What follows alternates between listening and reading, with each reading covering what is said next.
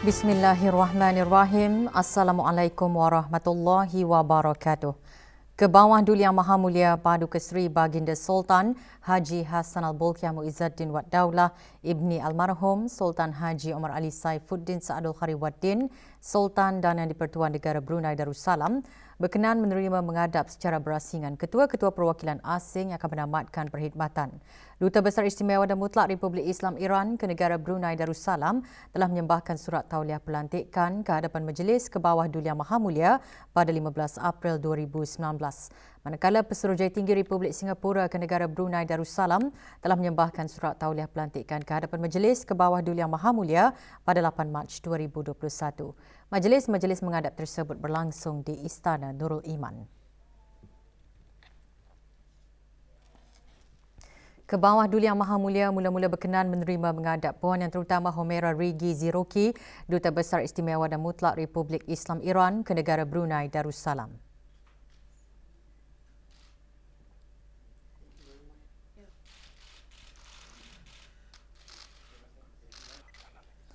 Kebawah Duli Yang Maha Mulia seterusnya berkenan menerima menghadap Tuan Yang Terutama Heng Eek Yau, Pesuruhjaya Tinggi Republik Singapura ke negara Brunei Darussalam.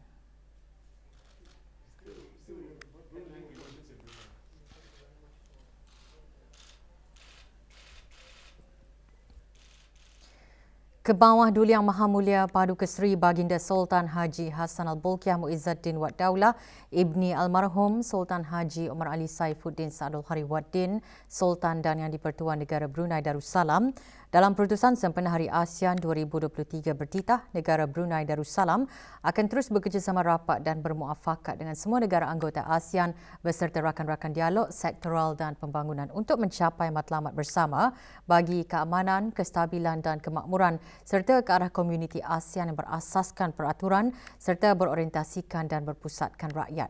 Baginda bertitah, ketika ASEAN meraihkan ulang tahun ke-56 pada tahun ini, negara-negara anggota mengimbau sejarah persatuan dan beberapa pencapaian yang diraih dalam masa 5 dekad kebelakangan. Hari ASEAN disambut pada setiap 8 hari bulan Ogos. Kebawah Duli Yang Maha Mulia bertitah, ASEAN mencapai kemajuan signifikan bagi memastikan rantau ini terus aman, stabil dan selamat dengan pertumbuhan ekonomi yang stabil dan hubungan sosio-budaya yang kukuh.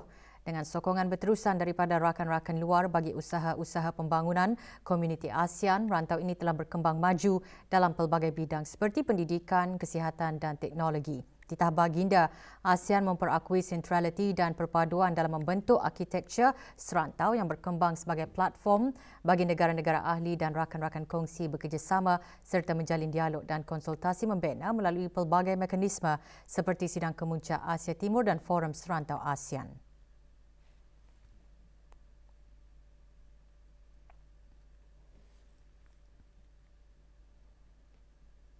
Ketika ASEAN berusaha ke arah merealisasikan visi komuniti ASEAN 2025, memastikan kesejahteraan rakyat terus menjadi tumpuan. Oleh itu, titah Baginda penting untuk ASEAN membina komuniti yang bermakna untuk rakyat yang mempersiapkan mereka bagi cabaran akan datang, mampu menyesuaikan diri dan paling penting boleh memanfaatkan peluang-peluang pada masa hadapan.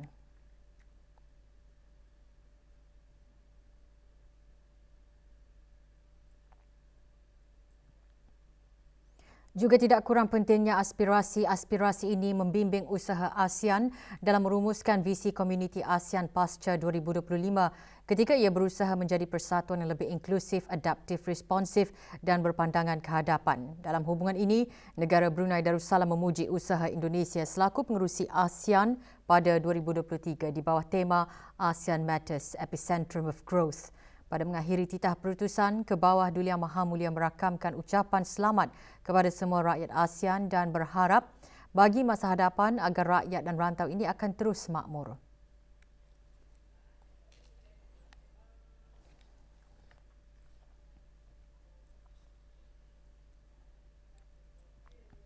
Duli Yang Teramat Mulia Paduka Seri Pengiran Muda Mahkota Pengiran Muda Haji Al-Muhtadi Billah Ibni Kebawah Duli Yang Maha Mulia Paduka Seri Baginda Sultan Haji Hassanal Bolkiah Muizzaddin Wad Daulah Menteri Kanan di Jabatan Perdana Menteri berkenan menerima menghadap secara berasingan ketua-ketua perwakilan asing yang akan menamatkan perkhidmatan. Puan yang terutama Homera Regi Ziruki, Duta Besar Istimewa dan Mutlak Republik Islam Iran ke negara Brunei Darussalam menyembahkan surat tauliah pelantikan ke hadapan Majlis Kebawah Duli Yang Maha Mulia pada 15 April 2019.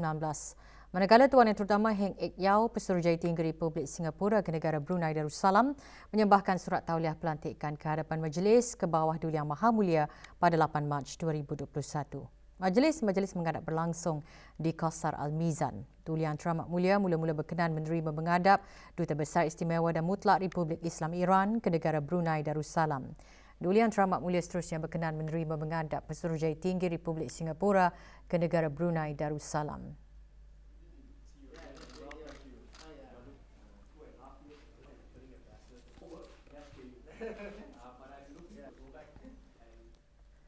Kementerian Sumber-Sumber Utama dan Pelancongan melalui Jabatan Pertanian dan Agri Makanan kini cenderung dalam memanfaatkan kemajuan teknologi dan kaedah pertanian pintar menggunakan teknologi Internet of Things IoT. Persepsi masyarakat yang kurang yakin terhadap perusahaan pertanian boleh diubah dan dibuktikan dapat menjana pendapatan yang tinggi dan berpotensi untuk menjadikan pengusaha sebagai jutawan. Perkara itu dijelaskan oleh Dayang Haja Daliana binti Haji Ali Akbar, Timbalan Setiausaha Tetap Kementerian Sumber-Sumber Utama dan Pelancongan pada majlis pembukaan kursus asas tanaman dan latihan pengurusan keuangan bagi kohort pertama projek Agripreneur Belia Cultivate. 7 belia terpilih menyertai kohort pertama yang akan menjalani penempatan di ladang terpilih sebelum memulakan operasi. Cultivate Projek Agripreneur Belia diharap dapat melahirkan usahawan pertanian yang komited, progresif dan produktif bagi sama-sama menyumbang ke arah peningkatan keluaran dalam negara kasar KDNK dalam sektor pertanian.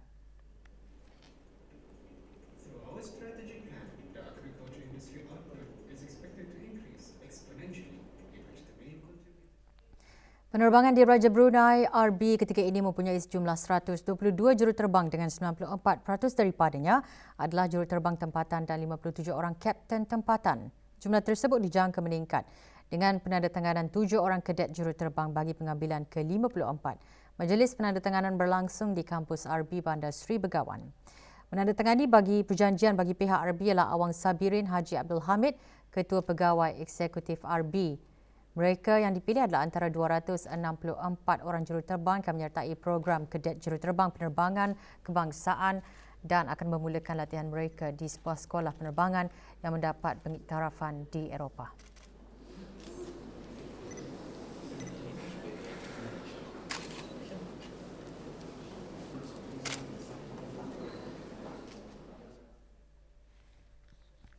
Bagi meningkatkan pembangunan sosioekonomi di kawasan kurang membangun di negara-negara ahli BIM-Piaga di Sanlit Sdn Bhd dan Majlis Perniagaan BIM-Piaga atau BEBC Brunei mengadakan majlis penandatanganan Konvensyen Perdagangan Brunei, Indonesia, Malaysia, Filipina, Kawasan Pertumbuhan ASEAN Timur BETCON 23. Menandatangani bagi pihak Majlis Perniagaan BEBC Brunei ialah pengurusinya Pengiran Dr. Haji Haris bin Pengiran Haji Duraman. Manakala di Sanlit Sdn Bhd diwakili oleh Jackson Ting, pengarah urusannya. BETCON 23 merupakan acara penting sempena mesyuarat peringkat Menteri BIM-Piaga ke-26 dan mesyuarat berkaitan lainnya akan berlangsung pada bulan Oktober nanti di Dewan Bridex Cerudong.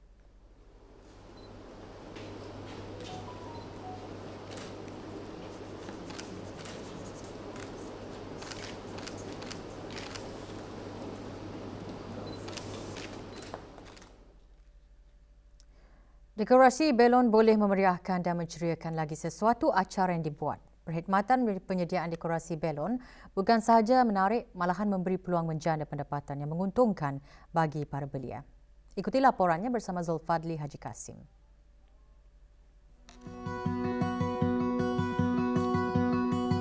Bertambahnya acara-acara seperti ulang tahun, reunion dan perasmian mendorong meningkatnya penyelenggara acara-acara pesta. Semakin terbuka pula peluang bagi perkhidmatan dekorasi belon. Lebih praktikal, menyerlah dan cantik. Orang ramai lebih gemar menggunakan perkhidmatan ini berbanding mengubahnya sendiri. Pada asalnya untuk meningkatkan kemahiran yang diperolehi semasa mengikuti kursus di Universiti Brunei Darussalam. Selain itu, mengisi masa-masa kekosongan memandangkan belum mendapatkan pekerjaan pada masa itu dan untuk mendapatkan menambah pendapatan keluarga. Cabarannya memanglah banyaklah, tapi dari segi kemahuan yang menggalakkan kekurangan manpower lah, sebab saya sendiri yang mendesain sehingga membuat dekorasi ini lah. Sejajar dengan peredaran zaman, hiasan dekorasi belon lebih menarik ditambah dengan hiasan lain seperti bunga, penghias dinding, platform ruangan, props dan sebagainya.